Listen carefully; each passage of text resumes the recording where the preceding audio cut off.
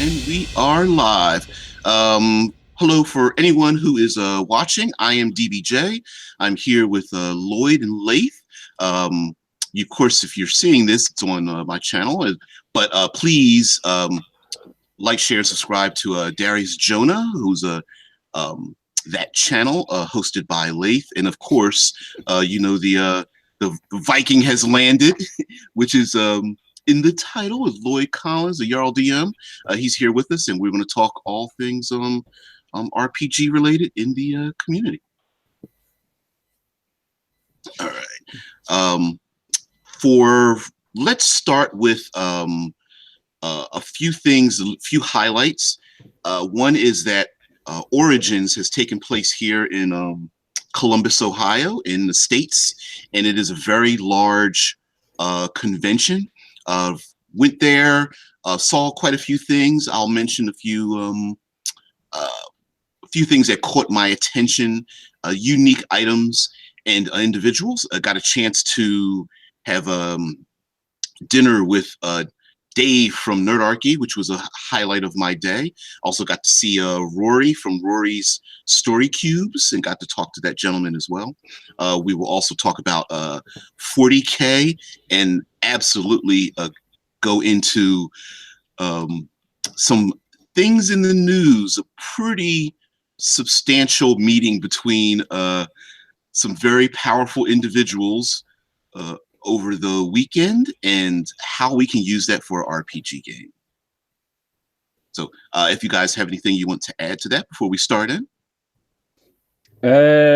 You already talked about free RPG games, free RPG Day, sorry. Free RPG Day. I should extend an apology to people. I will try to make sure that I turn off my microphone, but there will be points where I sneeze and it will go everywhere. And like the human body is a grungy and shite fluid-filled system, and mine needs to unfill itself. I'm just having hot chocolate and having good fun. Yep, right. I think that's that. All right, and of course, Lloyd, if you have any specific thing you'd like to bring up, yes, we will talk about Isklov, but I don't want to. I don't want to stress out our guests here because it can get a little bothersome talking about themselves, but we can talk about issues. Unflappable. Oh, you say that, but no, I'm just joking. Okay. Shit. Yeah. So let's begin because Isklov has quite a bit to do with Origins, and what I mean by that is that one of the things I noticed at Origins was that I saw quite a number of vendors whose only business is to help you create your creation. And I found that quite amazing and interesting. So, for example, I saw quite a few box sets of like, here are blank pieces to make your own card/board game. And a couple of companies that were showing hundreds, it might be maybe in the thousands of different elements you can use to create your own card and board game, from 12 different types of card stocks, 50 different types of dice, all blank, photographic versus ink versus, silk screening, the boxes that they come in, it just amazed me the amount of card and board games out there and the resources available to people if you've got the money and the time and energy. One company allowed you to order just one single card so that you could literally customize something for your gaming group and create a board game or miniatures game or what have you, just for your own gaming group or to do something for your own business. So that really impressed me and made me think how the RPG community is very much in the hands of the creators. And there's not much space between those who are creating it and the consumer who's willing to spend money on it. There's lots of like ancillary businesses now for RPGs that I think used to just be actual printers, you know. Yeah. Now there's like very specialized ones, and it's like so big now. Particularly, I think board games are so huge now, but RPGs too, you know. So now there's like specialized printers for all those things, and like you say, it's like much more accessible now if you wanted to print your dice and all your specific like miniatures and all the rest. Yeah. I think it's easier than it's ever been, kind of, you know. Yeah, there's something else to be said on the point of like there being a market. In the past, this was a very, very small number of people, and I mean, like, I mean, I'm sure we've all been. I'm sure we're all at the right time when the most advanced thing that we would talk about in a board game kind of setting was something like Scrabble or something. And even then, my family was too poor for Scrabble. We only had Monopoly that was half missing this stuff. Now, as time's gone on, like everybody knows about Dixit. Well, at least, you know, the people who kind of pay attention, everybody knows about certain things. Everybody plays Cards Against Humanity, which is completely open sourced at this point. And now it's just purely proliferated to the point where I literally, like, in the span of just a very, very small amount of time, I managed to just find a board gaming company. Like, they just make you custom everything. That's the company that was there. They had reps there, and they said, "Hey, you want to check out our stuff?" And I said, "Give me the sales pitch. Tell me everything you have." And it was absolutely incredible. Everything from the let's say you want to make a card game, everything from the card stock to the packaging is completely customizable. So if you want to make the booster packs for your cards, they have the booster pack material. They have the image you can place on a booster pack, and you can download that image. The box that all the booster packs come in, you can, you know, customize that as well. And it's very interesting. What are some just the games that are available? There's a game as a African American, it really interested me because there's a game company that puts out historical board games, and one of them was the Freedom Run, which is a board game based on abolitionists saving slaves from the South to go up north. And that sounds pretty fun. Yeah, and the game is played in a 3-step series because you play 3 periods of time. So in the beginning, you play an abolitionist, and no one knows who you are, so you have to gain resources. And then in the middle, they know who you are, but you're fighting against the system. And then the third tier is the Civil War happens. And so after you've gained your resources, you have to survive in this land where you may or may not, you might be a hero or a criminal at the end. And it was very interesting. And all of the randomized cards and effects are from real life individuals and events that happen and things like that. So that, like, when you have games out there like that, and I even pointed out to them, I said, you know, in this day and age, like, I'm surprised you guys haven't like had a huge backlash off of a game like this. And they said, no, not really. They have a ton of historic games, but that one just stood out to me just because it had a personal impact on me. Yeah. What's another? There's one game called I cannot remember the name of it. The gentleman, Rory from Rory Story Cubes, is playtesting a new game about being a surgeon saving a person in their last moments of life. And you have to balance the needs of taking them to hospital versus hospice care, and the acts that it takes you have to console the family and the patient and convince them when you have some kind of cure for them to convince them to have the cure, or whether it's necessary. And I was just like, what the hell? Those kind of, it just amazed. that is my job. Like my actual my day job wow. is doing that. That is fucking hardcore. Wow. Like, give me the name of that. I want to find it. Let's see. I will find the pic and it'll give me the name. And also you can look up Rory story cubes. And I love those cubes, man. I use them for my theater job all the time. The story cubes. Dude, he created. Okay. Are you familiar with Microscope? Yes. Okay, he created a board game that uses the dice, and it's like Microscope. So, let's see, how can I describe this? All right, the card game is called Holding On: The Troubled Life of Billy Kerr, and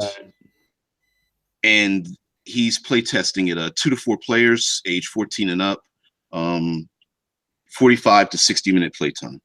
It's like, yeah. But yes, the story cubes. He has a board game called Untold.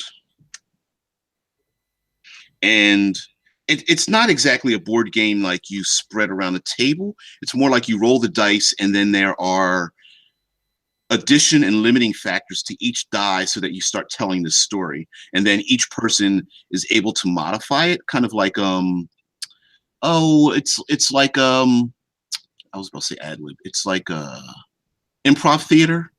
And the cards allow you to add and subtract and manipulate someone into doing something with their story. So, and the limiting forces the creativity. So someone might roll a die and there's an airplane, and then you play a card that says, it's like describe a moment that's happening that takes place in 5 minutes or something. And then another person can say, okay, meanwhile, and then they roll the dice, and then this story adds to it. And then you can play a die where you're like, no, cut, this event didn't happen, or it happened in a different way. It's pretty interesting. It seems like not necessarily a beer, chips and beer kind of game. It's more like coffee and wine. Yeah. It sounds like a fiasco game. Yes, it is a storytelling, literally storytelling game that focuses you down a pathway, and it uses elements of traditional storytelling so that you have like a first chapter, a middle, and an end.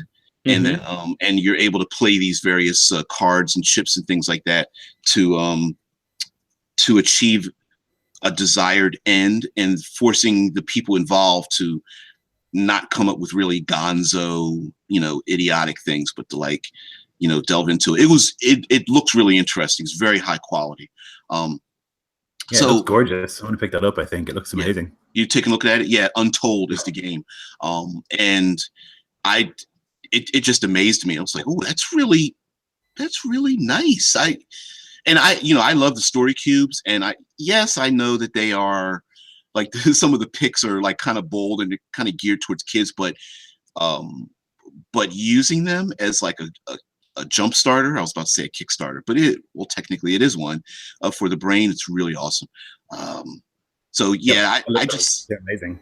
Yeah. And having conversations with people on the floor of Origins just made me think about you, Lloyd, in terms of having a successful Kickstarter, that it seems that our community, the dividing line between consumer and creator is blurred now. And I think there's very few other industries where the consumer gets to see the creation from its birth to its end, with all of the mistakes and troubles and everything in between. I just find that just very amazing. Yeah, and you get to see all the iterations too, right? Like particularly with RPGs, I think there's a tendency to bring out like, here's version 1, and then like updates and patches and stuff like that to the role-playing game, right? Like as it comes out or whatever, play tests and things like that. And you're like very directly connected to the creator of the role-playing game, or like, which I think is unusual for most media. Like I don't have no connection to the people who make my board games or my video games or my music, you know. But like a lot of the people, even the big RPGs that I buy, I think I have a more direct connection to than to the creators than like the other media that I consume, you know. I think that kind of goes back to the historical basis of RPGs. I mean, according to the old fogies, the present company, not part of the old fogies. You're nice and young fogies. But anyway, according to like Matt Koval and like people who were around at that time, like Gary Gygax and Dave Arneson, they had a phone number and you would phone them. Like it was literally a thing of like, if you wanted if you had a question that you wanted answered, you would just call them up. And that directness really, I think, has been imbued throughout all of it.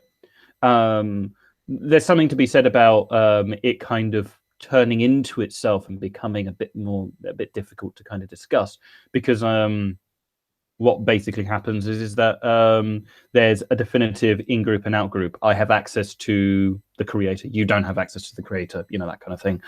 But it's part of the culture. I mean, it's part of the culture to the point where, like, most of the more abhorrent and destructive and cruel members of like corporations and stuff like that, like video gaming, EA, that kind of thing, they want to foster that concept. They want to foster that idea of, well, you're in direct contact with us. And, you know, it's kind of, it's an interesting power to have. And it's an interesting thing to strive for. I just want to say, Red Dice Diaries, John Allen Large poked his head in. What's up, guy?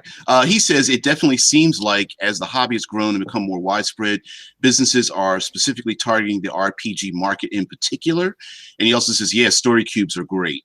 Yeah, I definitely have to agree that there's just as much a marketing of a personality as well as marketing of the product itself. And I mentioned to some gentlemen at Origins that, you know, it's at a point where, and this is a good thing, that even for myself, even if I'm not interested in the product, I'm interested in that creator creating products. Yeah. So there are some people who are, you know, they're 40K fans. They're fans of Nord games or Cobalt Press or you know, DCC, Midgard, right? If you're interested in those things, but you may not specifically be interested in what they're creating now, but you want to support what they do, there are many people who are saying, hey, yeah, I'll throw them a couple of bucks, or yeah, I'll buy the book, or I'll get the PDF just because, to be involved in it and also to see what they create next. And of course, there's also the emotional part. Like, hey, I don't want to be left out. I want to be part of this thing. You know, Matt Koval raised over $1 million. Was it got like $1.5 million Kickstarter? And 3 million. Did it hit way more? Did he hit? Yeah. Did he hit that mark? Okay, and you know, there's this flood of things, and if you see a big crowd going by, some people want to be involved in that crowd and go, hey, what's the big deal? All of these other gamers are interested in this thing. There must be something there. Let me join in. So there is that element too.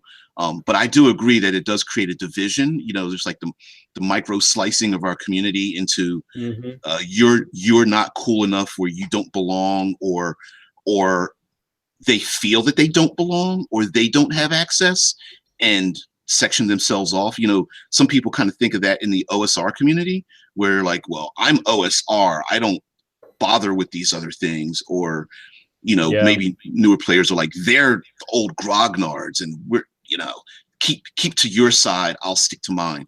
I've never had as much problems as the one time I found interest in trying a game called Osric, which is kind of like made from a bunch of different people. And yeah, that was an abortive, horrible time of all concerned. But yes, just to reconfirm, Mr. Coville made $2,121,485 for making what is basically like third-party D&D stuff. So good stuff, really good stuff. And also for streaming, right, is the other thing. Like, I remember I looked at it and it was into the Followers and Strongholds book. I was like, that's really up my alley. But then I really not interested in his stream. It's like not okay, really it's 3 parts. It's streaming, bookmaking, and he's also making miniatures. He's making he's making these kind of like there's the chromatic and then there's the metallic dragons in D&D. There was a third kind in like the 3rd edition, which were called I think they're called like the Precious Dragons or the Dynastic Dragons or something. They were the neutral ones, basically they were just neutral, true neutral.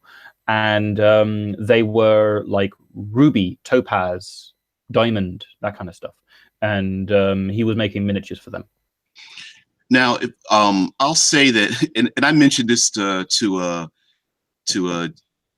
the Nerdarchy guys too in Deloitte about how the weaponization of attention for in our community, getting eyes on what you want to create is very difficult.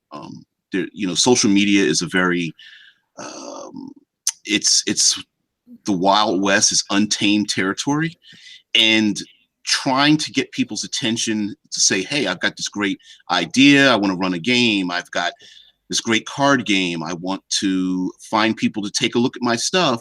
I'm an artist and I want people to take a look at my art, or, acting or what have you, is very difficult. And harnessing the ability to capture people's attention and hold it and have their attention spread to other people, for them to be empowered to say, hey, I found this really cool thing. I want you to take a look at it as well, my friends and family or whatever, my gaming group, is a very difficult thing. And so, like in Matt Coville's example, he did this giant Kickstarter. And if you think about it, he kind of hit us in 3 areas, right? See, I'm interested in the book. So he got me with the book. But he also wanted to do this for the streaming and for the miniatures. So now the power of like Critical Role, where they stream their games live, is huge. And he has to know that, be fully aware of the demand it is for people who want to see live gaming. And now that with working with miniatures, he's going to have a table with miniatures on it. Now he's going to have the ability to harness his attention, and people who create miniatures may want to come to him to display their miniatures in his live stream. So now he's able to harness other people, and he can draw people into his world and use that as a value for them to get attention for what they're creating. So when he's creating miniatures, what he, in my opinion, what he's saying to other miniature creators is, you know what, if you want to sell those, come to me and let's make a deal. Yeah. Yep, there's big power in having like Critical Role, for example, who have like millions of people who watch or whatever. There's really like you say, like a weapon there, like that amount of attention on anything, and it's like the biggest attention that happens in the RPG community, I think, right? Like there's no show comparatively that gathers as many people who like watch it. I think at this stage probably more people like flock to that than like Acquisitions Inc., which is like the first kind of big one, I guess, Oh yeah, it was big first podcast, first live play podcast, first real play podcast, all of that. Yeah. But I think now Critical Role has that power, and like now, like you say, I feel like lots of companies are like, here, take our stuff, like, and show it to the millions of people who watch your show, Yeah. Red Dice says, I agree. You can become interested in certain creators, especially things like Kickstarter. You may feel more comfortable donating if the person has a good rep. You've backed them before and they've delivered, and that's a big thing too. Is reputation, like the quality of what's created, delivering on a Kickstarter, and examples of what they've done. Like for you, Loy, you're just a monster player, dude. You've packed in 25 years of gaming in like 3 years, and continue to do so. I don't know how the hell you do it. You've got to be rolling dice on the shitter, as far as I'm concerned, man. But that harnessing of energy, I think, is what allowed one of the things that contributed to your Kickstarter being successful, because everybody sees how much you're supporting the community and how committed you are to creating your specific vision. Whether someone's interested in that vision or not, they're like, yeah, he's the Viking guy. You know, he intends on making this a brutal setting. No. Well, yeah, I think what stood to me was I was able to point at my YouTube channel and say, here are 600 games that I've run, you know, in this setting for the past whatever amount of years. So, like, if you have any questions, like, please look at this back catalog of hundreds of games that I've run.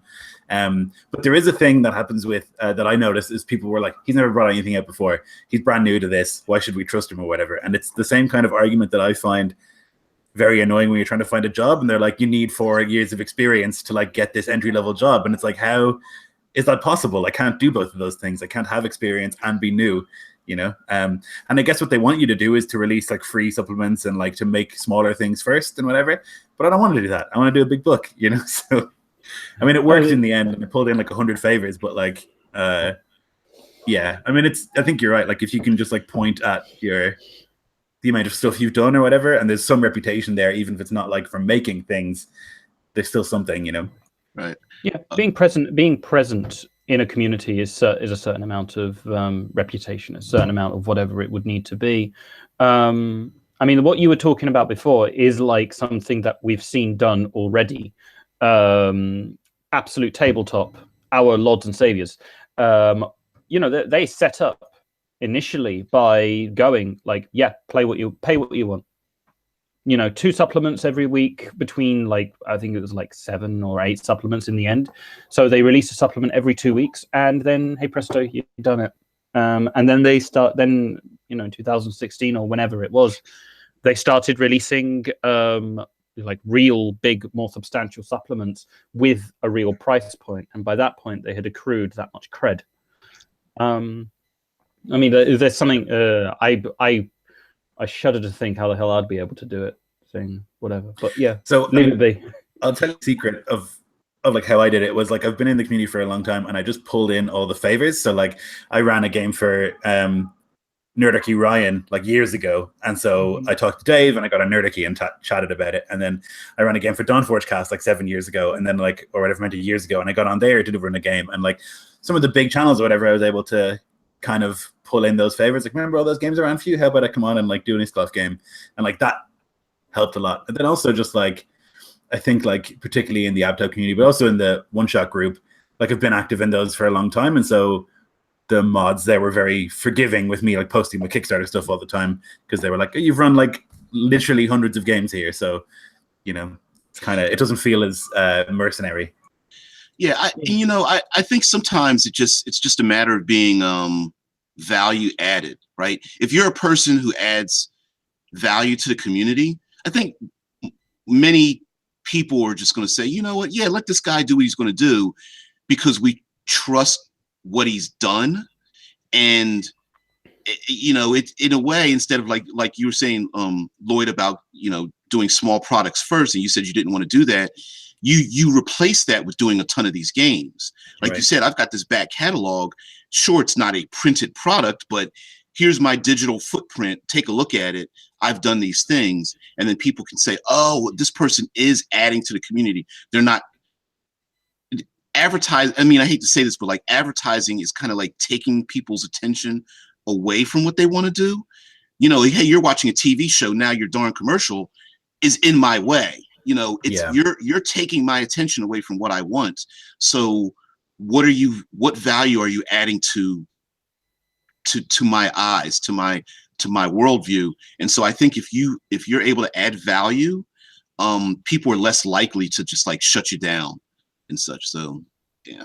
Like I noticed, like I'm not a huge Redditor, but during the Kickstarter, I was like in, you know, various subreddits like posting my stuff, and there was like a pretty venomous reaction to and a bunch of the places where people were just like, who the hell is this guy, where did he come from, now he's just like spamming his stuff. And then the reaction was like totally the opposite in like the Facebook groups that I'm in, where I'm very active, and there people were like, great, rad, great. And even like big D&D groups where like I'm not super active, but still enough people, Yeah, I still have enough like friends there who would like give the like. And once like it's this awful like dystopian algorithm thing where like if you get enough likes on a thing, it'll keep popping up on people's feeds and stuff, you know.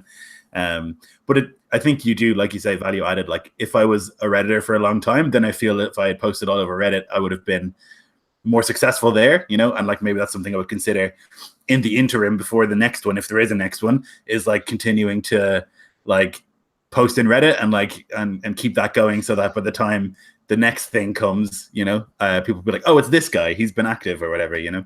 Yeah, but that's a whole nother job. Just, I mean, there's so many different, you know, social media platforms, and the RPG community's attitudes in those platforms are different. You know, so that's kind of how we've sectioned off. You know, you got Google Plus, you've got, you know, Instagram and Twitter and Reddit, and it's just, you know, trying to break into each one and keep up with each one is very, I mean, I can't imagine anyone who's good at it and doing it. I just don't know. So, but let's segue into some more current political goings-ons in the world, and how we can look at them in a role-playing setting without having too much of a personal opinion of politics. So for those who don't know, the American president and North Korean dictator have had meetings. I don't know. Moment for you to figure out what to call him. I was trying to figure out what he calls himself versus what the rest of us call him. No, don't you know? His name is the supreme leader of all the universe. It's easy for everyone to learn. Right. And, you know, how can we take that event and flip it into our role-playing games? Because if you're stuck with ideas, just looking at headlines can give you a ton of ideas. And what made me think of this is actually reminds me of episodes of Vikings, where you've got these two. Red Dice says, I think the official title is Supreme Premier or something similar. Yeah, I don't know. But I just imagine, like, you know, you've got two Jarls who are like shaking hands and no one likes them, right? They're just these brutal, arrogant, overbearing individuals coming together, and everyone knows that there's an immense amount of power and influence being harnessed here, and everyone's got their hands on their weapons because they know that they're putting on a good face, but something deadly is probably going to happen at some point. And when is it, you know, and when is it safe to say something that this just doesn't feel right? I can imagine. Actually, go ahead. Sorry. No. That's basically what I was thinking. Like, everyone's got smiles, but also everyone's waiting for the axe to drop. You know, they're waiting for. No one wants to say anything, but they're waiting for that moment where, how is this going to hurt me? How is this going to punish me in some way? You know, put me in harm's way, because these two, you know, asshats are like shaking hands and having fun. It's a big trope in sort of Viking Age literature in general, is the meeting of enemies. Like you bring a branch, you know, a leafy branch, and that's like a parlay thing, and then you meet, and like you hate this person. He has like burnt your farms, and they hate you because you have, like, you know, killed their warriors or whatever. And there's like real dislike, but still there's like this trope of like, okay, we got to meet though. We got to discuss. We got to hurl insults. Like veiled insults before we go to war, you know? Or, you know, they meet up and they do the veiled insults, but then they make an agreement like, okay, I'll pay you this much silver to go away and things. It's like a really strong trope in the sort of Viking Age thing. It's like one of my favorite things about it is that you get to meet the enemies a lot. So often you don't get to have a sit down and like a discussion with the villain. But in the Viking sort of culture, it was very normal to like approach the people who you were going to go to war with and have a discussion about it first, you know, which I think makes for really interesting encounters for players, where they get to meet the villain in like a peaceful way where everyone's safe, you know, in quotes, where there's not going to be any violence, but there's different kind of threat, you know. Here's an intro, but the thing that I really like about that is oftentimes when, like, for the most part, when you're role-playing kind of like dungeon crawl type things, you know, fighting baddies, you know, what is it? Kick down the door, nick the shit, bugger off. That kind of stuff, you don't really need to have monsters who have like personalities and stuff like that, because they are basically just obstacles. You know, they could be replaced with a door. But then, you know, when you have more political stuff, you have more different things, you get this capacity to really, well, not just meet them, but also kind of get an idea of whether or not there is another way than just fighting it out. Like negotiations is one of my favorite parts of role playing. I remember this one time. I have a GM who is a long suffering GM friend of mine, who hates it whenever I go into a thing, because I'm basically party leader at this point, and I always try to go like, okay, we're going to pay you this much money to do this job, and I just immediately start negotiating, and he's like, just fucking take the money and go, just go, move on. And yeah, so there is like there is something to be said on that. There's like a possibility that becomes a bit more difficult to discuss, especially in role-playing games, is the introduction of entirely magical creatures. So like you know, like the archetype is two people of generally the same kind of power talking to each other.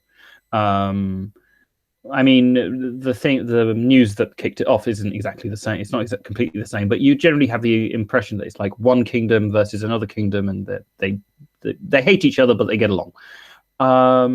Well, what about like a magocracy, where it's a literal mage who's like a lich or something like that, versus, I don't know, the devil or something, you know, like let's get into the high concept stuff. How would you like role play out that kind of stuff? For me, it wouldn't really matter, because you have to have the player involvement. Like those kind of negotiations should just be in the background, and if the players aren't involved, it doesn't matter. Well, so you can find a way to get the players there, I guess, you know, so they're on one side so that they're at the negotiation, I think is always good. And it's always good to give them a voice. One of my campaigns ended recently, or like the season, I guess, ended. It was kind of they're basically like, they were up Schitt's Creek with no paddles in sight, and this like very powerful Jarl had like come south and had, while they were away trying to gather warriors to fight him, had like come in and like solidified alliances with all the other people around them. So when they came home, there was just like no hope. And so there was just going to be this like final negotiation, like this meeting where they're all going to meet up, and he was going to give his demands, like the annexation of their lands and all the rest of stuff. And so the players, most of them fled, because they were like, there's no way we're going there. Like, it's just going to be humiliating. We don't want to go. But one of them was like duty bound to go. And so they went along. So it was great, because they got to see the meeting, even though they had left, you know, and that character knew that if they went there, they were going to die, because they had like done all this misery against this Jarl and stuff. And part of the price would be that all those who had like fought against him would get killed. So it was really, really interesting, because that player got to go to the meeting and like got to interact with the main villain, who like so far has been sort of a faceless threat. Yeah. And now they got to meet this and see that it is just a person, though a powerful one, you know. Yeah, and it made for a good encounter, I think. Yeah, and even with this big political meeting, I mean, it makes you wonder: is this, you know, is this stupidity or is it brilliance, right? Because you have these two individuals that are like, I mean, they basically just called each other, you know, you're an asshole, I hate you. They're, you know, you're brutal, you're nothing but an insignificant little ant, in my opinion, and blah, blah, blah. And then they get together, they're like, oh no, we're best friends, everything's great, you know. And so does that make if you are the the leader of a vast nation, and you have, let's say the player characters are the powerful soldiers. They're the right-hand man. They are the swords of vengeance. And your leader has been making these overtures like, this other country is, and their leader is the worst. We're going to dominate them. They are nothing. They have a meeting, and now your supreme leader is going, no, he's a great guy. We're going to shake hands. We're going to have a big party. And you're saying, well, wait, what? Okay, are you nodding and winking at me saying like this, we're just pretending? Or are you really thinking this? And then if you're getting mixed signals as a player character, are those mixed signals now going downhill towards your own people? And then you start to wonder, like, how easily manipulatable are you? Like, how can your opinion flip from one to the other? And does that make those leaders smart? Because they say, well, listen, this is going to endanger my people. I'll suck down my own pride for the greater good. I mean, for example, Game of Thrones, the Starks. If you take a look at their history, they've always sucked down their pride for the greater good of their people. I'll take the knee. I'll give up. I'll lie. I'll cheat and make myself look bad to protect my people, even though it dishonors my family name. On the other hand, someone could just be very conniving and could care less about their own pride. They're just egotistical and just want whatever it takes, and they'll say and do whatever it takes to earn power. And I think that's where you can really play with that. You can have a leader you're still deciding, are they an idiot or are they brilliant? There's lots of posturing, right, that goes on between leaders of that power. And I think you could also argue that, like, if your leader is very powerful and they go to this meeting and then they are, they're eating shit, they're just like, yeah, we'll do whatever you say, whatever. That could also be a very clever move, like they're appeasing the other leader who is a maniac or like an egomaniac. And they're like, yeah, you're right. You are more powerful. Yeah. Great. Right. And they go to the deal. And they eat shit, and then they return home, and they're like, okay, we're safe now. We don't have to worry about it. And it can be hard for player characters to eat that, because player characters generally solve their problems with violence, right? In most role-playing games. And so it can be hard for them to be like, why don't we just kill him? Like, no, but there's so much more going on. He's just a figurehead, and there's like a whole war that would happen and all the rest. Please don't kill my perfectly interesting NPC character. I really want him to stick around. Yeah. Like, just pay him, will you? Yeah. Pay the man. He needs his money. Right. Yeah, and if you have players that are really invested, I mean, like you said, if you've got to go to this meeting and just eat shit, just swallow your pride the whole time, maybe this enemy is, I don't know, they've got agents that are able to, like, if you go against them, they salt your fields and, will destroy crops for, generations or something. And this individual has this kind of like weapon of mass destruction, let's say, of salting people's fields. And, a single sword, you could kill this guy in one strike, but that's not going to save your people because they're going to starve to death. You may say, fine, I'll just go along with what this person has to say to get them to back off, even though you may lose a lot of face doing so. I think it's a really powerful device as well to use against player characters, because, I mean, my experience generally is, as a player character in most games, is one of success, right? Like, there are some setbacks, but most of the time when you're negotiating, you're on the upper end of the power, I think, as a player character. And so it's satisfying, I think, for players. I mean, I know that the players in my game loved it when they were just like faced with these consequences they couldn't deal with and they had to flee. And like, it felt very correct for the world they're playing in. It felt sort of Westerosi, almost like Game of Thrones, where like you can't walk away from every negotiation to success. You can't walk away from every parlay on top. Sometimes you just have to swallow your pride and leave. And like, that's a powerful device, firstly for making the villain seem more threatening, but secondly for kind of hammering it home to the players that the world is bigger than them, you know? Yeah. I wish my players would listen. No, but yeah, no. That's actually a pretty mean bit of what's his name. But to kind of build off of what you said, like that, the idea of making the world bigger, the idea of making the world larger and more active, and kind of not really belittling, but more recontextualizing the players in terms of like where they sit in the wider world.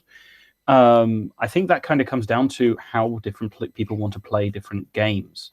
Like, I always think of dungeon crawly games because I always think of the different kinds that they could have. Dungeon crawly games are always going to be really, really small. You have the village, you have the dungeon, and that's about it. You don't really need much more than that. But once you are getting more active, more responsive, you do have to think about these things. And like maybe there's something to be said about the players having to kind of change their perception. I mean, maybe they don't need to, because, you know, like you said, most of the time you're winning. Yeah, maybe there's something to be said about how we role play, how game masters, or even just like the culture in general, the community in general, perceives the idea of winning and losing.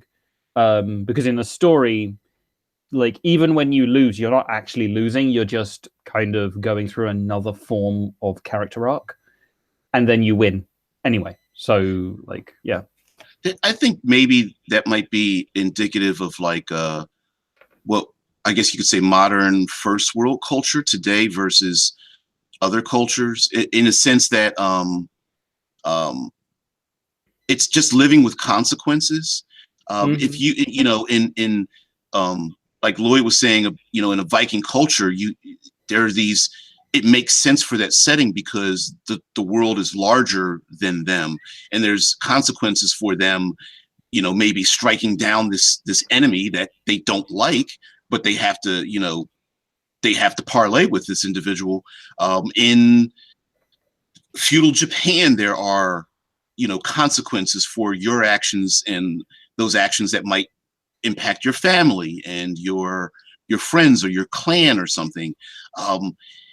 But in modern day, you know, even now, we've got social media, and their social media fandom is destroying the very foundation of the things we like because people don't care about the consequences, right? Kelly Marie Tran, I know I'm bringing up something that's, you know, trigger worthy, but okay. Kelly Marie Tran, actress that was in The Last Jedi, right?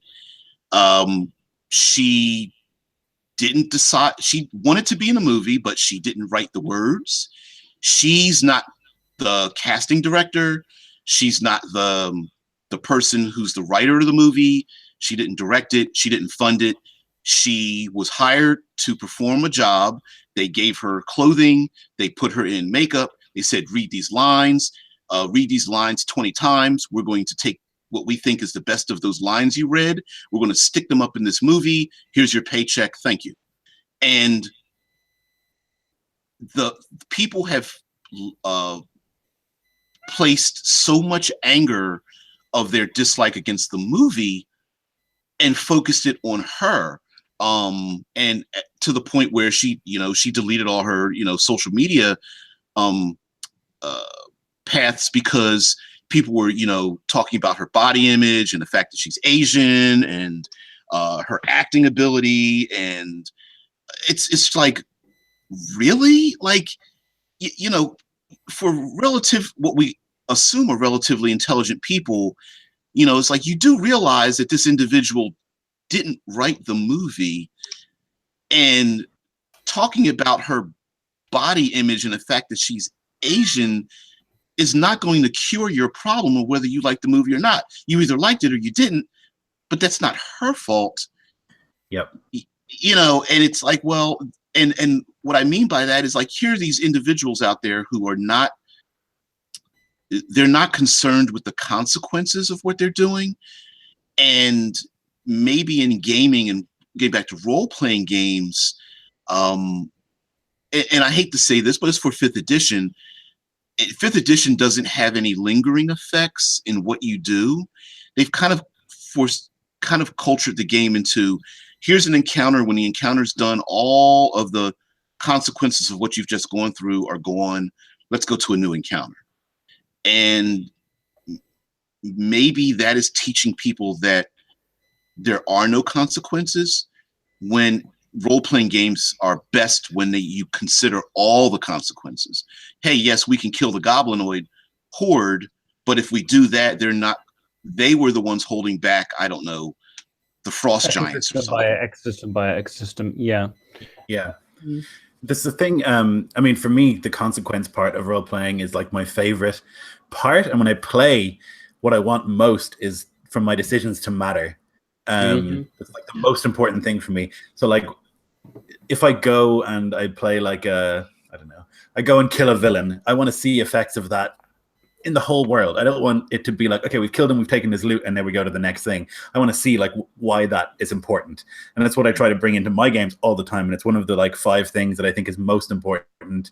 It's like I made a list of like the pillars, you know, and like there's violence and brutality, and one of them is consequences. Like there should be consequences to every action that you take, and there should be like direct, visible fallout to everything that you do. And so if you kill a man under a peace treaty, a branch or whatever, then your reputation is broken and no one will parlay with you anymore. And all this, you know, it's just a basic example, but like there should be fallout to every decision that you make, I think. And also just on the thing about social media, I think the reason why that happens more, and it wouldn't happen so much in role-playing game worlds, is that there's anonymity in the internet, you know? So you can say whatever you want to somebody and there's no direct effect on you. While if you're playing a role-playing game and you walk up to somebody and say, you're terrible because you're a tiefling, then they can smack you, you know? Like they can do something about it, while there's not that shield of anonymity, you know? Yeah. Yeah, I love it. Now, this segue isn't really a big one, but I think we can come up with some ideas.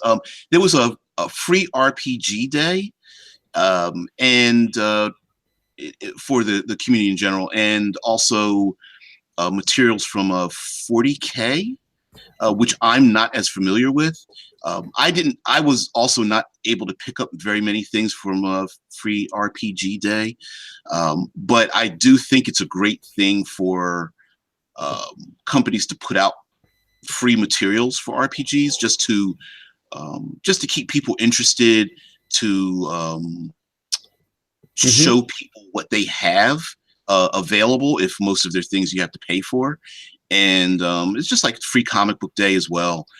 I just think in general it's just a really good idea to give out free materials, and it shows people what's out there that they may not be familiar with, that's not, say, Dungeons and Dragons. Yeah, I think we were talking about weaponized attention, and I think that Lamentations of the Flame Princess have like weaponized that into like a monofilament wire. Like it's unbelievable. Like the free RPG books are so controversial and so like grabbing. Like last year it was Vaginas Are Magic, and this year it's Eldritch Cock, right? Both of which are like just like crude titles for books. And like these weird covers, like, you know, really like out there. And so if you're looking at all these free RPG books and you see the Kobold Press one, you see the whatever, all of the kind of similar looking D&D books, and then you see this thing, it's like bright yellow, and there's like a cockerel on the front of it, and it's like Eldritch Cock in huge letters. You're like, what the hell is that? There's a curiosity there, and I think that they have like done really well at a free RPG day, and I think that they know what it's about. Like they know you're trying to get people who don't usually play your game. And if you make something weird and grabbing, then they're going to pick it up and be like, this is weird, I'll pick it up and see what it is, you know? Yeah. I think they've excelled at it.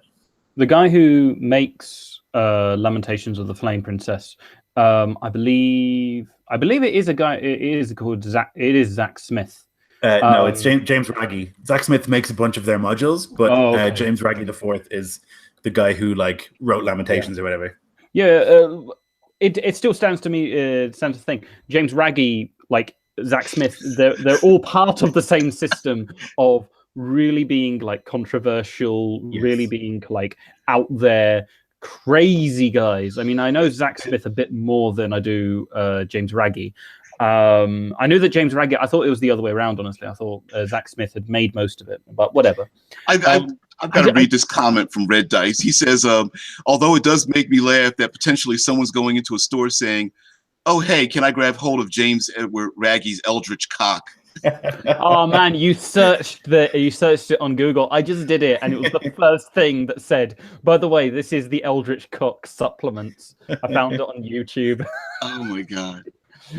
Like, that's it's weird magic. The guy getting beaten up.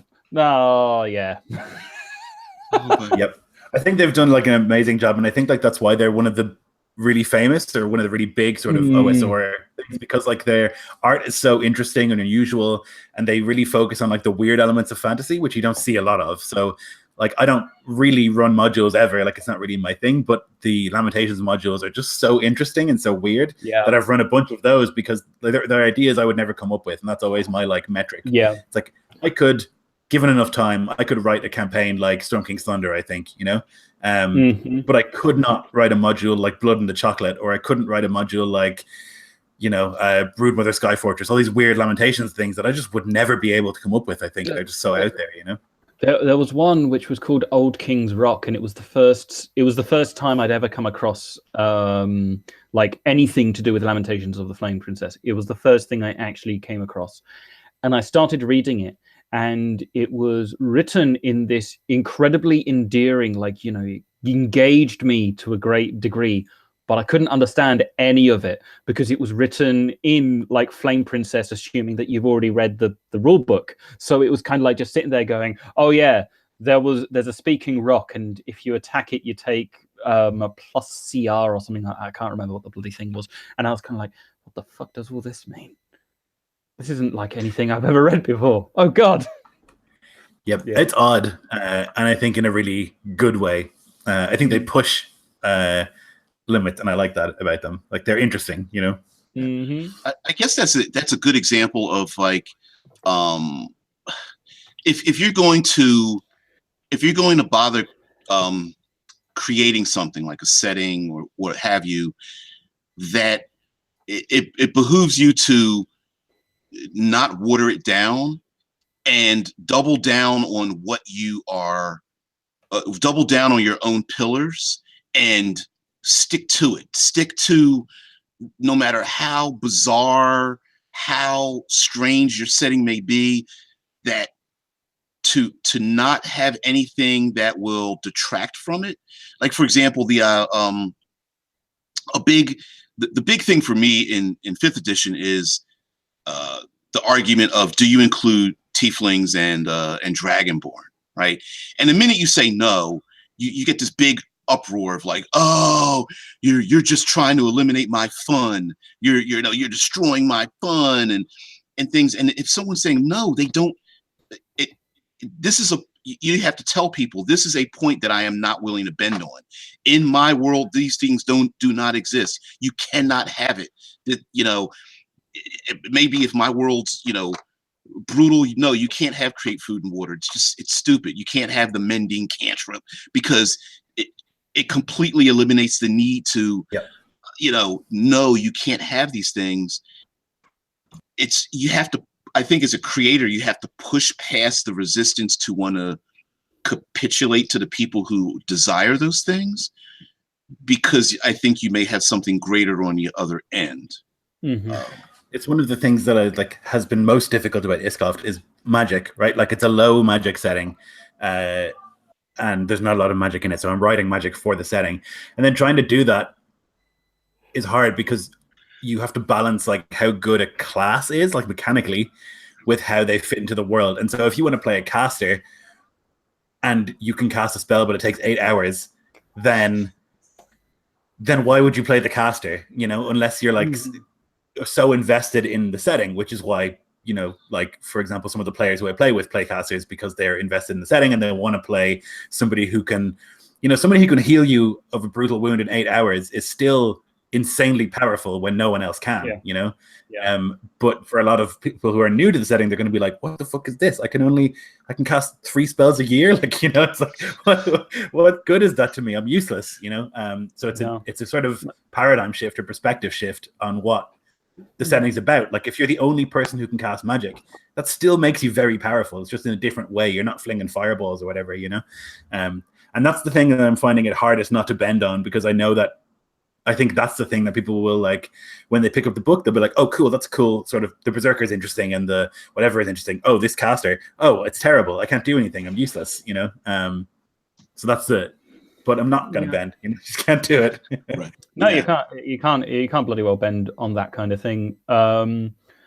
Like my experience with that kind of stuff has been like both good and bad in relation to not bending. So I've had kind of like real problems with GMs kind of make a decision and they're just sticking with that decision, but it's just going to be like, this decision is just straight up wrong, I feel. But in relation to things like my experience with it is my like the game that I do my campaign diaries on, that I do my design diaries on, they I made this thing where you can introduce whatever you want from the game system. Like if it mechanically exists, you can introduce it, but we'll just reflavor it to what we want.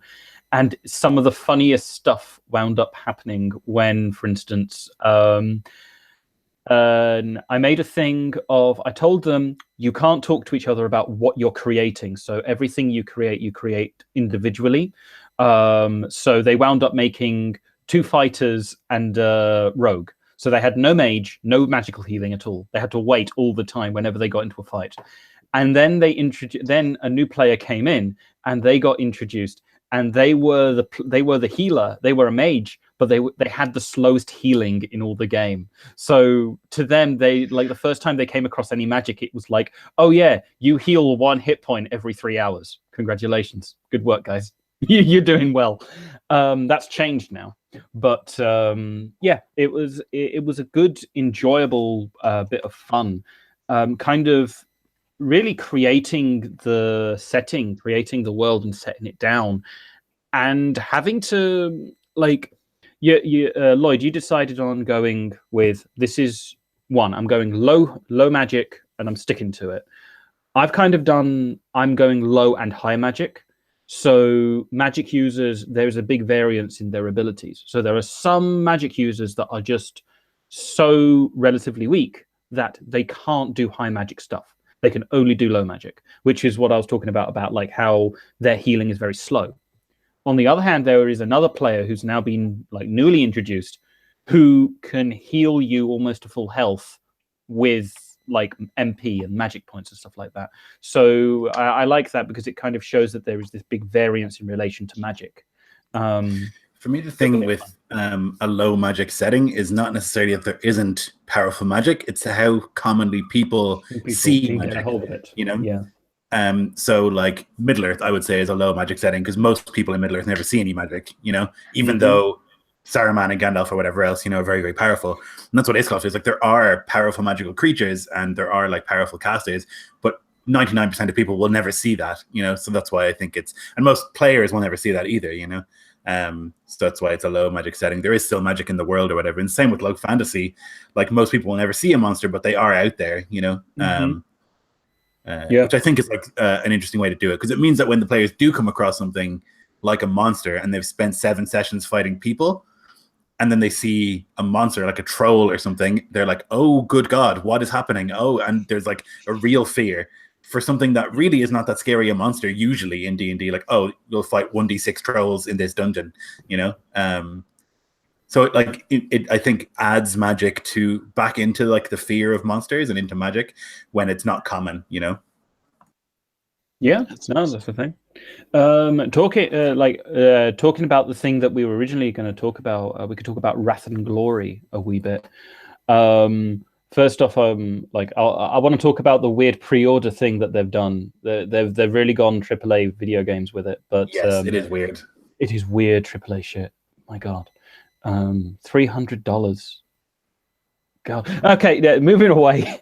The free, they've been doing free RPG stuff for ages. Actually, they've been building up very, very slowly. And I mean, over the last couple of episodes, Dave and I have kind of been talking about the new direction that Games Workshop as a company have been going. I've been wondering, right, Lloyd, seeing as you're a big fan of 40k and stuff like that, you said you didn't really know that much about Wrath and Glory. How do you feel? Like, basically, Wrath and Glory is widening out the role-playing potential.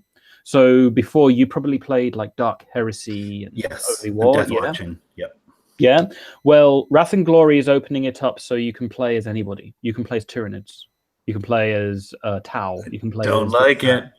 Yeah. Like, it won't be all in the same world. It's not Sure. like you can play Guardsman and Tyranid and they're all in the same party. Right. They're all good friends. But it's kind of this thing of like they're trying to widen out the love. They're kind of trying to widen out the system. So thing. It's very interesting, and there is the greatest of all things, a webcomic. I mean, I love the kitsch. I love the kitsch of having a webcomic. I just managed to mute myself by accident. Great.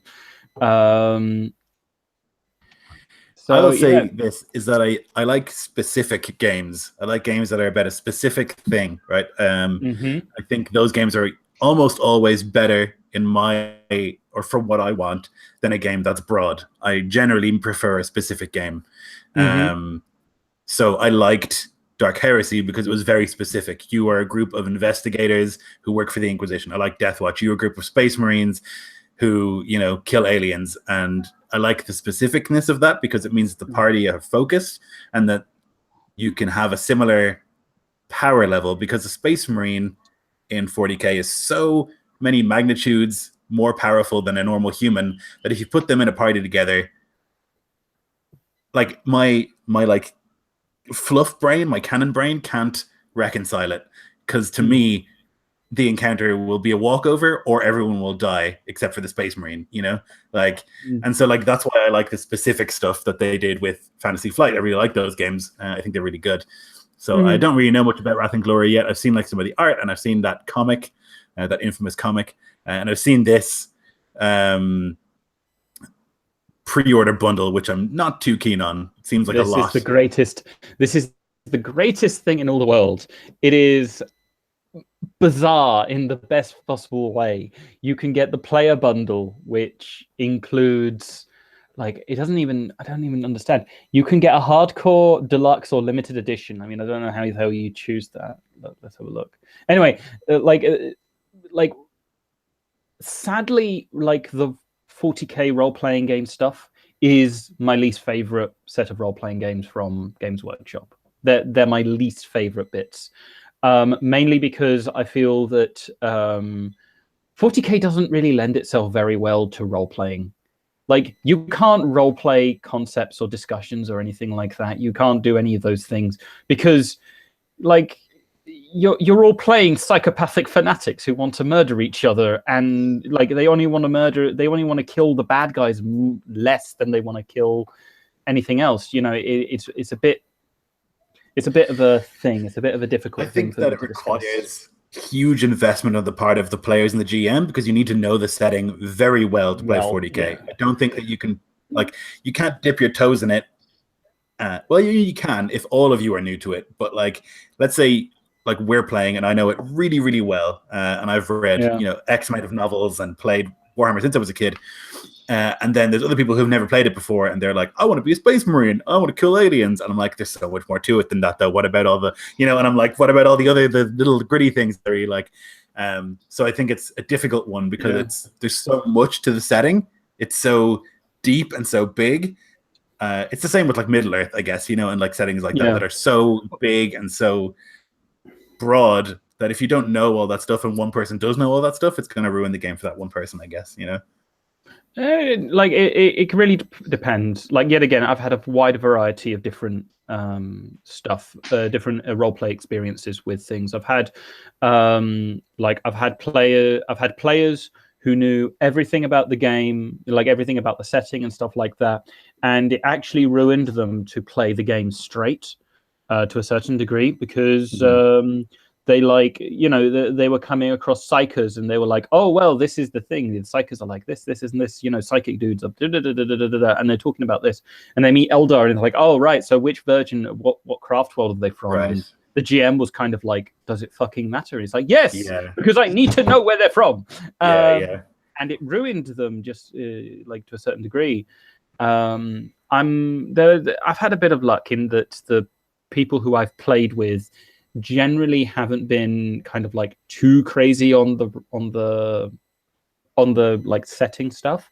Yeah. But I'll stick to Warhammer Fantasy Roleplay, which is, by the way, Dave, a bit of an update from that. It's coming out. It's supposed to be coming out on the 30th of June to coincide with the release of the new Age of Sigmar, like the wargaming rule set. Yeah. It's supposed to coincide with that. Ironically, know nothing about the actual Age of Sigmar role-playing game. Like, it's been dead quiet. And I'm really surprised because, like, I would have expected that to have a much more, like, bigger push from Games Workshop, but, you know. I wonder, did Games Workshop just know? You know, do they just know that people aren't as interested? Like, people love the old Warhammer Fantasy. People love it. And do they know that people are not as into Age of Sigmar? And so they're like, listen, we're bringing out this, but really, look at this cool Warhammer Fantasy role-playing game we're bringing out. You know, I wonder if there's something there. I don't know. Like, there's certainly something of magnitude. Total War, you know, the Warhammer Total War, Total Warhammer, you know, it was a very, very big boost to everybody. Like, everybody loved the shit out of that. Yep. And that certainly told Games Workshop something about, like, the setting and their basis. But I mean, maybe it's because I'm kind of sticking my toe into Age of Sigmar and those kind of things. But there's a lot of people who are coming in, and the big thing is that a lot of kids are coming into Age of Sigmar. So I think, like, in the next 5 to 10 years, you're going to have like a kind of reversal of the cycle where you're going to have these olden dudes mucking about with the fantasy world, and it's still going to be good. It's still going to be great, but there's not going to be a lot of like new blood. Yes. And Age of Sigmar is going to have it has, like, supposedly Age of Sigmar is making over 70% of Games Workshop's revenue, like, according to their quarterly reports. And most of that is just kids, supposedly. Like, I don't trust quarterly reports to a certain degree. Sure. Buying starter sets, buying the push fits. There's a thing I've got, like, I managed to get, like, these dwarves, these really, really nice looking Slayer type dwarves from the Shadespire thing, and they were 12 quid, really, really cheap for what they are. And supposedly this is like the thing that Games Workshop has made like 5% of their revenue off of for the last year, just selling push fits. And that's really, I'm thinking, you know, that's kind of where it's at. That's kind of where it's going. Now, we talked about this the last conclave about Warhammer bringing in younger little kiddies, audiences, and at Origins, it's so different now. It used to just be a bunch of neckbeards hanging out in a convention, but now we see here in the States there's a lot more families and a lot of younger kids getting involved. I don't necessarily see that in the 40K world, but I can see where, you need to grab that new generation, that new blood. And there was a ton of space for, they had panels on painting miniatures and, how to find them and organize them and all the painting techniques and things like that. So not just for 40K, I'm saying in general, for miniatures in general. And with so many companies printing, using 3D printing processes and alternate plastics and things like that, it behooves them to capture some new blood and new audience and whatnot. But here, I see a big divide between the old grognards and the new blood. Yeah. They recently brought out a comic. I think they're bringing out books of 40K for kids, basically. I don't know if you talked about it previously. Yeah. And I'm in there's a group called 40K for Grown-Ups on Facebook. It's this big Facebook group for people who like 40K. And the uproar was just unbelievable. Like, It's the same Star Wars argument. Like they're ruining our thing. They're taking it and they're ruining it and they're making it for kids.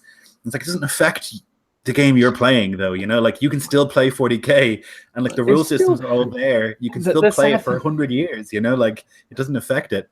The sad thing is that it is for kids. Yeah, fuck's sake. Toys. Like it's written on the side of the boxes. It's like it's for 6 and up.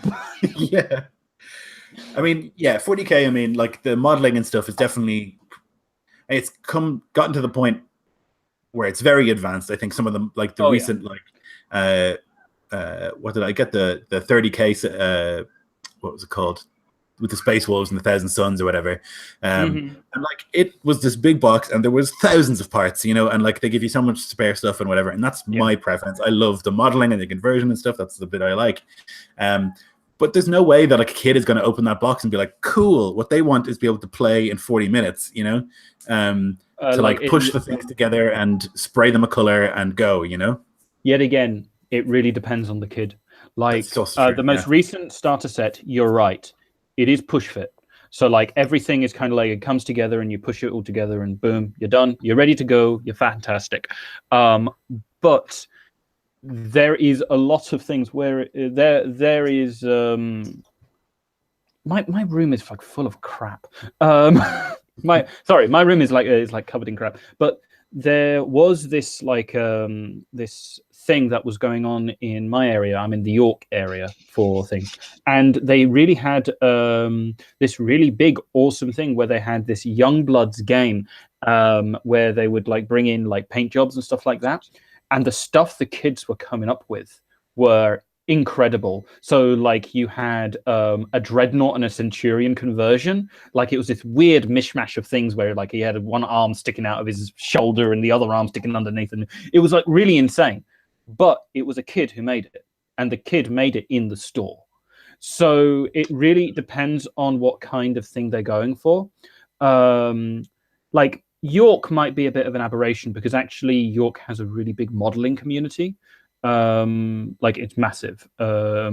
Second to basically Nottingham in relation to things. So, but kiddies, they like fucking around with things, and I have the feeling that they love the shit out of playing around with an X-Acto knife, and I think that's why they love it.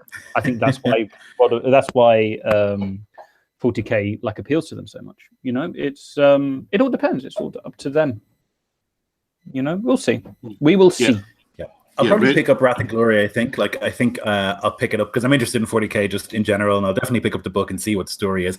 I will not be buying one of these pre-order things. I don't need power card packs, and I don't need special dice. Generally speaking, it's not really my cup of tea. I'll probably get a PDF when it comes out.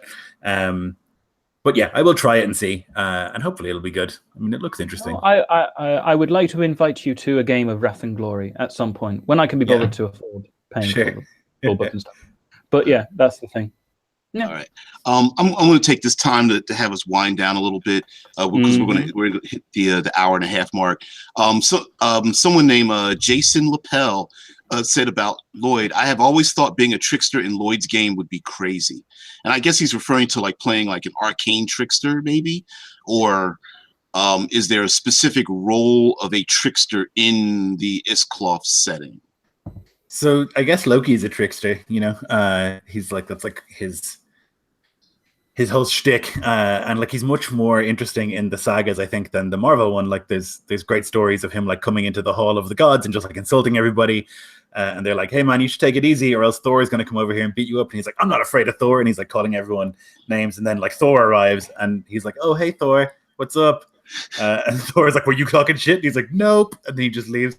So there's like a lot of that kind of business going on. He's like a funny guy. A lot of back and forth in the sagas, which is brilliant.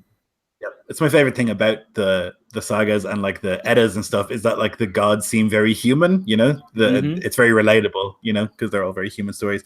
But yeah, I mean the trickster thing is tricky in it's difficult in Iscloff because there's so much to do with oaths and honor, and your word and your reputation is really important. So if you like have a reputation for being a shit, and like messing with people, then it only takes one one bad call and one insult too far and one like bad word to get you murdered potentially, you know.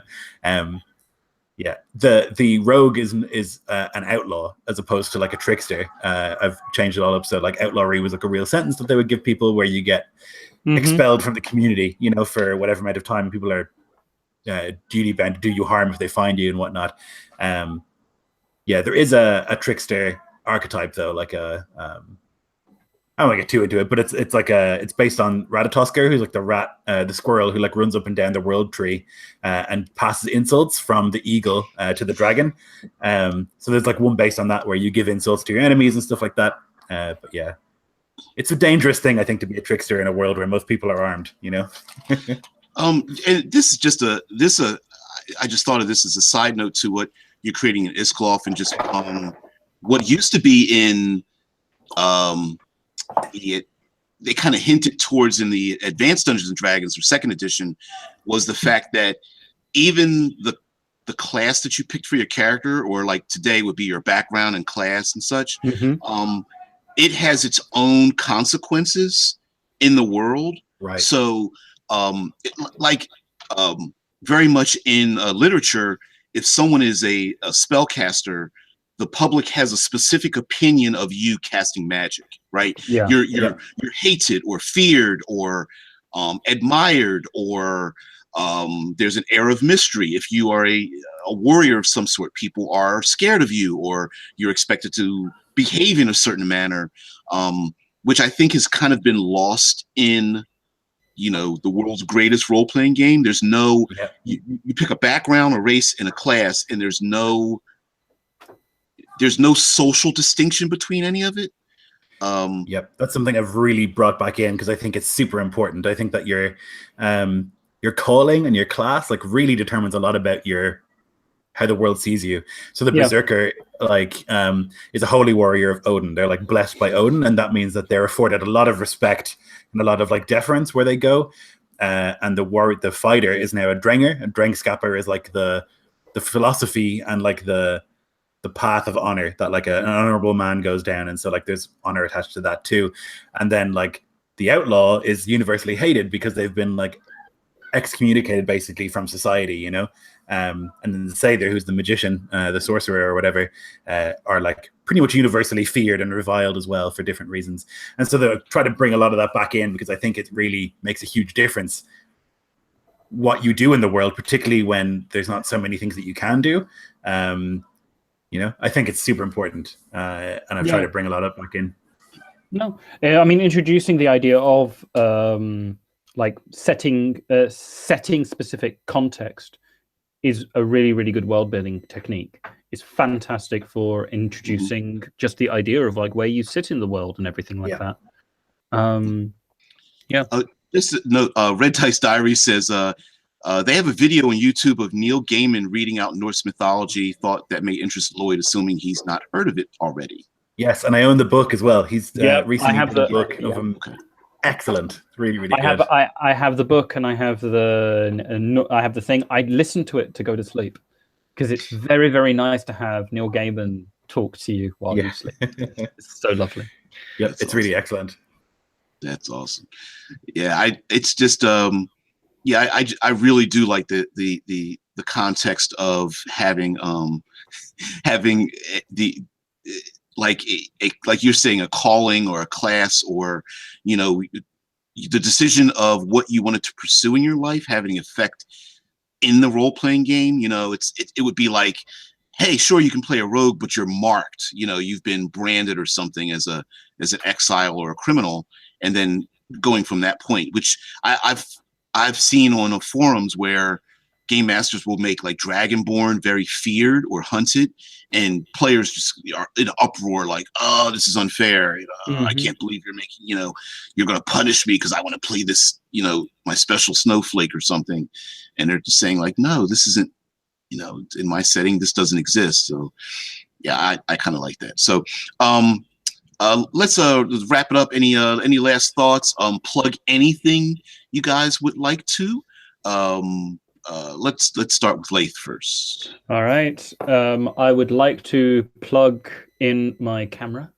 and then say hello to the bottle of Morgan Spice that's behind me, and also say that I am going to be doing some things more often from now on. This is every 2 weeks, yeah, but also RP Gamer has offered to basically have me kind of be on a bit more often with him. I've kind of done live streams with him before where we talk about like specific role play stuff. So we talk about news here. Over there, it's like specifically what's like the philosophy behind certain themes of role playing, certain themes of narrative. So that's a bit more navel gazing. But yeah, I've also got my campaign diaries, which I'm kind of segueing off into design diaries because I found the campaign stuff to be a bit more boring and dry, less interesting for me to do. So I'm going to be doing more based on how did I create this encounter? How did I do this? And that way I can kind of be a bit different, be a bit more engaging. Yeah, so that's me. Okay. I'll let Lloyd end it. So I'll say I do a live stream 6 a.m. Monday through Friday, 6 a.m. Eastern Standard Time, I believe 10 a.m. GMT. So yeah, join me for that. Each day is a different theme. So there's like Monster Monday, Tips and Tricks Tuesday, World Building Wednesday, although I tend to mix them. Also, coming up Monday, and some of the videos will be age restricted. They'll be not safe for work, trigger warnings on them, because I'm going to talk about some pretty adult and pretty base and pretty foul language version, so we can get to the point. This first one, Monday, is going to be about half races and playing half races. Can you have half races? Why they don't exist? Having them in your game. The first part would be like, you know, the implied assumption of where half orcs came from, which was probably pretty much rape. No, it's not even implied. Edition. It's not implied. It's fact. Right. So how does that fit into the game? And then why are, you know, so it's just basically me ruminating on using them, how to use them, and just going over. Monday will just be me going over, like, you know, are races sexually compatible? Can they breed together? Do they blend? Are they neutered when they come out? You know, that kind of thing, and how to use them in the game and stuff. And then doing tips and tricks. But so anyway, that's what I do during the week. Thursdays are my favorite. It's like Third Pillar Thursdays is talk about the environment, and then Fridays are Eclipse Phase Fridays. That's my sci-fi thing, because I just like futurism and post-humanism and all that kind of stuff. So that's what I do. And I guess if you're watching this, you already know, but I'm a contributing writer to Critical Hit Publishing, and my baby is the Cinematic Environs, which talks all about using that third pillar. So let's pass it off to Lloyd, who can plug away at anything he's doing, even giving maybe some updates on how Iscloff's coming along and his plans for the future. Or anything else coming. Cool. Yeah, Iscloff is coming along. I haven't been paid yet, but I will, I think, this week, which will be insane because it's just going into my bank account. I'm like, oh, what? So I had to like go and open like an account and stuff for like a business the other day, but I can't change it at this stage. It was like 20 grand just like appearing in my bank account. So yeah, that's coming along. Working on magic and stuff at the moment, waiting for like lots of art to come in and stuff like that. But there's like updates every week. If you backed it, and if not, there will be a backer kit sometime soon. In the future, you can still back it then if you so feel. I run games every Monday. Every second Monday, I run a Middle-earth game. Every other Monday, I run a game called Jade Horde, which is like this fantasy colonial against orcs thing. Every Tuesday, I run an Iscloff campaign. Every Wednesday, I run an Iscloff campaign. And then I'm also around most weekends running games. I never stop. Someday I'll be free, maybe. See. But yeah, thanks for having me. This is really fun. No problem. And just lastly, Christy Rand and Jason Lapel were in the chat. So thanks a lot. I think Christy Rand gave a little thumbs, and Jason Lapel says interesting shows. So that's cool. Just want to give a shout out to those people as well. And thank you guys very much for coming on. Thanks Lloyd for keeping me involved. We started out very, very young in this setting. I mean, I was a brand newbie, grognardian neckbeard myself, getting involved in the online community. So it's really cool that we're like, growing and expanding and stuff like that. So keep me in mind as you go upon your celebrity status. I won't forget the little people. Yeah, and if you ever get tired of that 20 grand, I would love, I would love, like, not even the 20, just more like the 10, maybe a 5 if it's all right with you, man. Yeah, it's all good. I'll see what I can do. All right, man. And I just want to say, man, the art, the art is so evocative, dude. I love that almost splatter punk art style for the book, man. I really like it. Yep, the dude is crazy. Dominic Myers is his name, and he's just so good. Yeah, there's a television show. It's canceled now, but Spartacus, and they used that art for like the intros to some of the chapters in the show, and it just reminds me of that so much. It's like, it's like blood being splattered across the screen or whatever. So right. I got to give thumbs up to that guy, man. It's great. Yeah, he's a good dude. Hashtag celebrity Viking. Oh man. All right, guys. Thank you very much for taking part, and everyone have a very good day. Oops. And